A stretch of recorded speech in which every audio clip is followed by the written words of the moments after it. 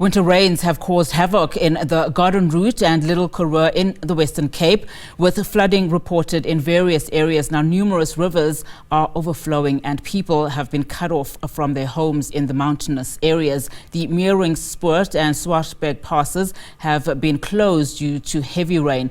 Motorists have been advised to use alternative routes. Disaster management teams are assisting people who have been cut off from their homes in the mountainous areas with local dams and rivers in flood. The teams are monitoring low-lying areas as well. In Oudtshoorn, water from the catchment areas of the mountains has led to the flooding of informal settlements as well as road closures in and around the town. Residents have been advised to avoid low-lying bridges and flooded areas. Well, heavy rainfall across Cape Town has resulted in a number of flooded roadways in and around the city. The South African Weather Service has issued a level 4 warning for inclement weather and strong winds for large parts of the Western Cape. City authorities have urged residents to reduce risk by clearing drainage systems and reporting blocked drains as well as illegal dumping. Our reporter Vanessa, Poonah and video journalist Lukhanyo Mazantsana have more for us. Numerous roads across Cape Town have been flooded this morning, with traffic being brought to a standstill in many areas. This, of course, amid weather warnings for damaging winds as well as heavy rainfall, especially, according to the City of Cape Town, to the more low-lying areas such as informal settlements, etc. But at the moment, we're standing in 35th Avenue. This is between Alsis River and White City, which is, of course, the opposite side of Ravensmead.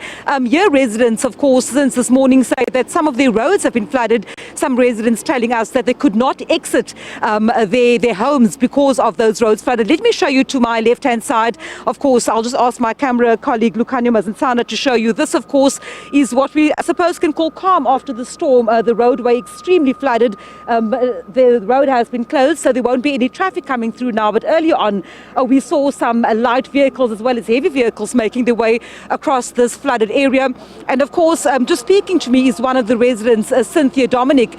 She says that she also struggled to get out of her house this morning. Cynthia, good morning to you. Of course, not a pretty picture we're seeing here today, but you're saying that you also had trouble leaving your home this morning. Yes, we have trouble leaving our home this morning. We have to open the drains ourselves, otherwise the children can't go to school. And also, you've been telling me that this road, 35th Avenue here, at the corner, I suppose, of Owen Street, and of course Bishop Lavis a little bit further down, you've been telling me that this is not an uncommon occurrence during winter. No, dear. It's every winter is now more than 20 years that is look like this. Every winter is the same story. That the road look like this, our roads look like this, so I don't know. The council come, but they don't do actually something to do about this watery thing.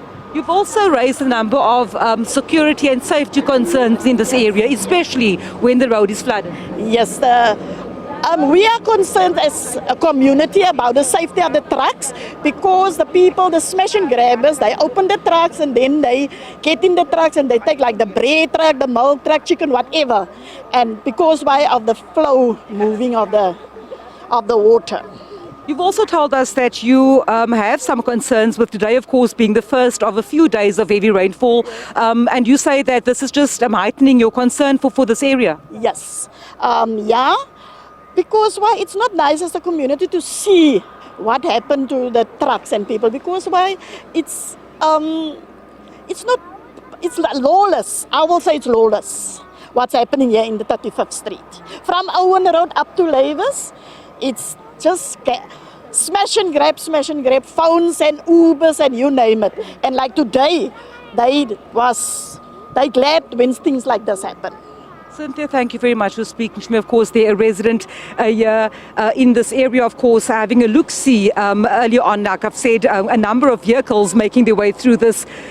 Looks more like a river than a road at this point in time. But of course, the City of Cape Town has issued that warning, also requesting residents to make sure that their areas, their homes are secured, making sure that if indeed people are living in low-lying areas, to place bricks under furniture so as to ensure minimal damage. Of course, we'll keep you updated throughout the course of the day with regards to the weather warnings that have been in place for Cape Town and, of course, ongoing weather conditions expected for the next day or two.